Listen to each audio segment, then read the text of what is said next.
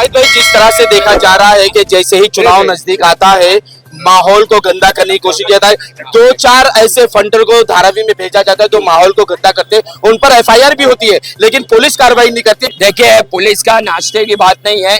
जब ऊपर जब प्रेशर आता है, मुंबई महानगर पालिका और पुलिस बेचारी बंदी होती है, उनके हाथ में कुछ रहता नहीं है। जब अगर देवेंद्र फडणवीस जी और वहाँ की जोशी मैडम और मुंबई महानगर पालिका के कमिश्नर और अगर बोलते हैं, पुलिस कमिश्नर अगर बोलते हैं, तो ये बेचारे लोग की ना पुलिस की गलती है ना मुंबई महानगर पालिका की गलती है। उनको उनका काम करना है। अभी धारावी में डीआरपी लागू है और मस्जिद पूरे धारावी की रहने दो, चाहे वो धार्मिक स्थल रहने दो या यहाँ की हमारी झोपड़पट्टी रहने दो, सब डीआरपी है।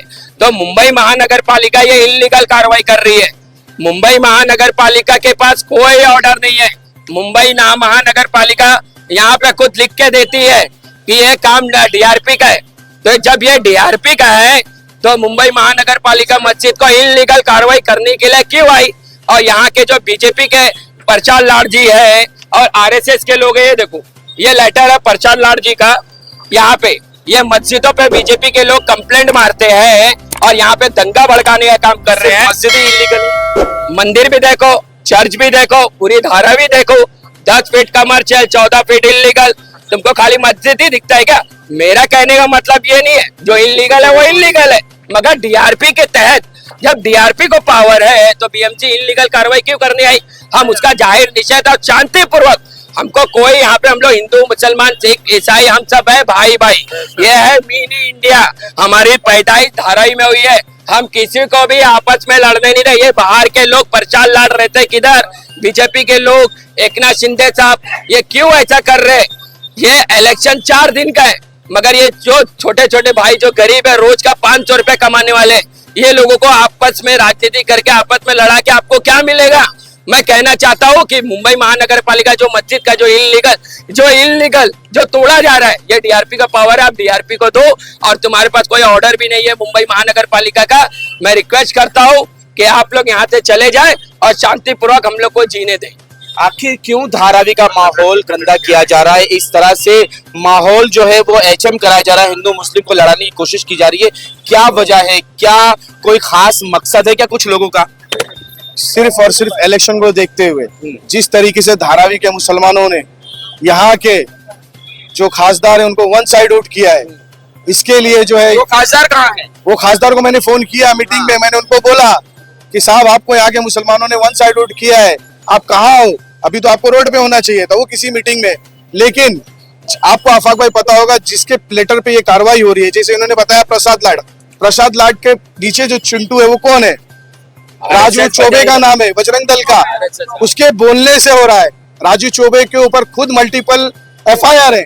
पुलिस की गणपति में आके वो यहाँ नाचता है, उसका सम्मान किया जाता है।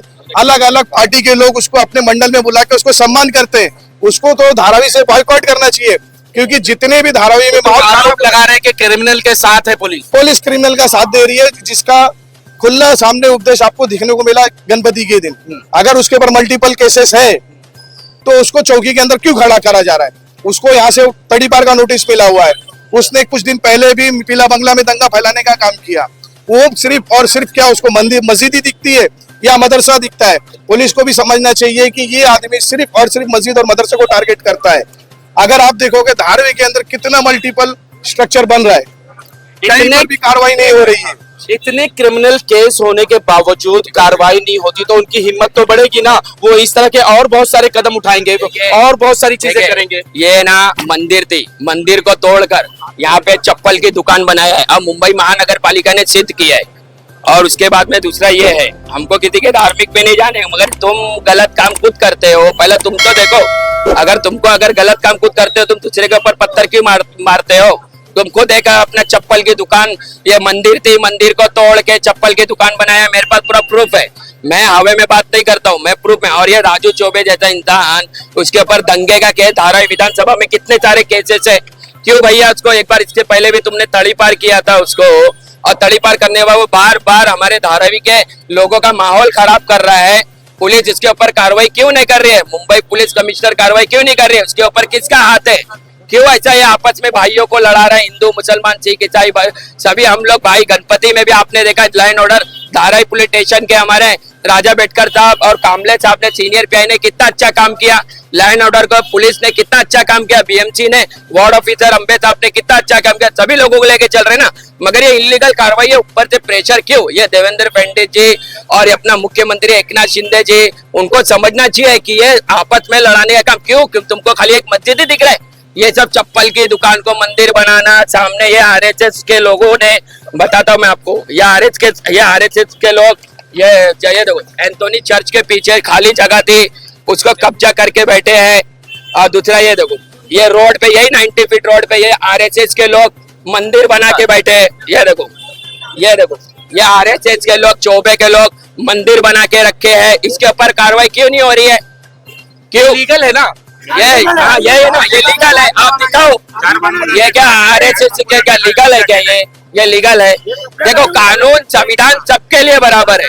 डीआरपी को पावर दिया है ना, डीआरपी देखेगी, इसका भी देखेगी और उसका भी, मस्जिद का भी देखेगी। यहाँ पे बीएमसी को बोलो आप यहाँ से चले जाओ, जो डीआरपी का है वो हम लोग देखेंगे। बीएमसी की 11 से पहले सुबह नहीं होती, लेकिन अगर माहिम दरगाह के तोड़नी हो तो वहां सुबह 7 बजे पहुंच जाते हैं। और आज भी ये यहाँ 9 बजे आ गए, पुलिस फोर्स पूरी यहाँ आ गई।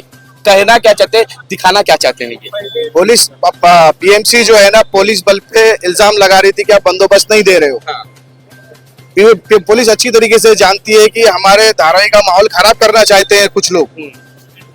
पुलिस ने अपना काम किया है, लोगों ने अपना काम किया है, सुबह से लेके अभी तक लोग जमे हुए हैं और कोई जाएगा नहीं यहाँ से, सारे लोग यहीं पर रहेंगे।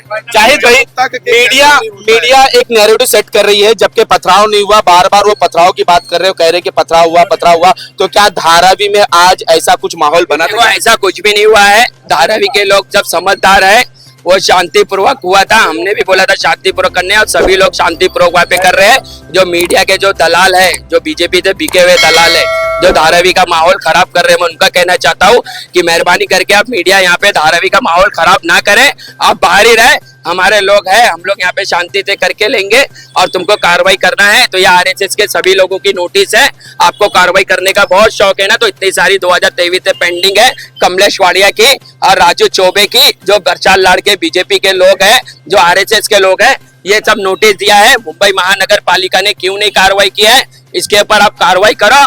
और कहने का मतलब ये है कि ये डीआरपी है, आप डीआरपी को भेजो। डीआरपी के बाद मैं डीआरपी से हम भी मांग नहीं करेंगे। ये मुंबई महानगर पालिका, आरएसएस, बजरंग दल, बीजेपी के जितने भी यहाँ पे बने हुए हैं, अगर कानून अगर सबके लिए बराबर होना चाहिए, चाहे वो मस्जिद हो, चाहे वो मंदिर हो, चाहे वो चर्च हो, सभी धार्मिक स्थल, सभी कानून के बराबर होना चाहिए और सभी के ऊपर कार्रवाई होना चाहिए। लेकिन एक बात बाला साहब ठाकरे ने जो कहा था कि जमीनों पर सड़कें जाम मत करो, सड़कों पे नमाज मत पढ़ो, आप मस्जिदों को बनाओ 2 माला 3 माला और वहां जाके नमाज पढ़ो। फिर यही प्रशासन ने भी कहा कि सड़कें छोड़ो और मस्जिदों में नमाज पढ़ो। तो क्या अब मस्जिदें बनाना भी गुनाह हो गया है? देखिए, बाला साहब ठाकरे, आज जो शिंदे सरकार, जो मुख्यमंत्री एकनाथ शिंदे जी जो बोलते हैं हम बाला साहब के विचार पे चलते, एक बार हम उसके फॉलोवर थे, तो मैं मुख्यमंत्री एकनाथ शिंदे जी को कहना चाहता हूँ, आप फॉलोवर थे तो धारावी के मुसलमानों के साथ में ऐसा अन्याय क्यों हो रहा है? जब बाला साहब ने कहा था कि आप रोड पे नमाज मत पढ़ो, आपको कितना माला बनाना है आप बना लो, आप उधर जाओ, आप अपना नमाज पढ़ सकते हो, तो ये शिंदे साहब तो बाला साहब को भी मुझे ऐसा लग रहा है नहीं मानते हो। उनके भी फॉलोवर, मतलब वो झूठी बात कर रहे हैं और मैं उनका जाहिर निषेध करता हूँ। तो शिंदे साहब की वैल्यू इतनी गिर गई कि एक वार्ड ऑफिसर फोन नहीं उठाता है। अभी कहता है, यही तो बोल रहा ना, वो बाला साहेब ठाकरे जी के फॉलोवर थे, वो उनको मानने वाले लोग हैं। अगर वो मानने वाले होते, फॉलोवर्स होते, जो जुम्मा की नमाज जो रोड पे बंद करके, हमने बाला साहब के असली फॉलोवर तो, एक मिनट, असली फॉलोवर तो हम मुसलमान हैं, जो उनकी बाला साहब की हमने सुने और सुन के हम लोग मस्जिद में नमाज पढ़ते हैं। और ये शिंदे साहब और ये देवेंद्र फडणवीस बोलते हैं हम बाला साहब को मानने वाले लोग हैं। तो भैया तुम कहाँ मानने वाले लोग हैं? उल्टा तुम तो जो बाला साहब ने कहा था, तुम तो उनकी मस्जिद तोड़वा रहे हो, जबकि बाला साहब ने खुद मस्जिद बचाई थी। बाला साहब के घर पे खुद नमाज पढ़े थे, लोग जाते थे ना, हमारे मुसलमान भाई बहने, तो वहां बैठते थे ना, तो बाला साहब बोलते थे, तो टाइम देखते थे। मैंने ऐसा देखा था, मैं जब छोटा था, तो बाला साहब यहाँ पे अपना कालीना में, उनके घर में, कलानगर में, मैं देखा मुसलमान एक औरत है और एक आदमी हमारी समाज की गई थी।